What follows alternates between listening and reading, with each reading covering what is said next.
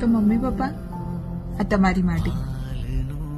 મારી મમ્મી રોજ કહેતી હતી કે બેટા હું છું ત્યાં સુધી તને કંઈ કામ નહીં કરવા દઉં, પણ તું શીખી લેજે, તારા કામમાં આવશે.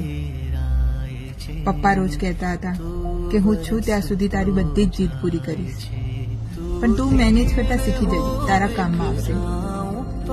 ત્યારે મને એમ થતું કે શું યાર મમ્મી પપ્પા આટલી ચિંતા કરો, બધું થઈ જશે.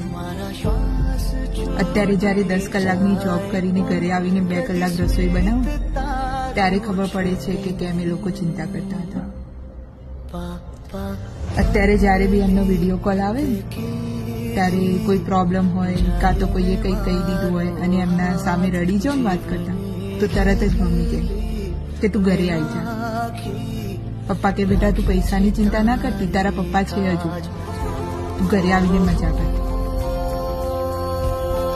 અત્યારે હાલ એમનો બર્થડે હોય ને પૂછું ને કે પપ્પા કે મમ્મી તમારો બર્થડે છે, તમારે શું જોઈએ છે, તમારી છોકરી કમાય છે તમને લાવીને આપશે, ત્યારે એ લોકો એટલું જ કે બેટા તું ખુશ છે એટલે અમારે આવી ગયું બધું જ.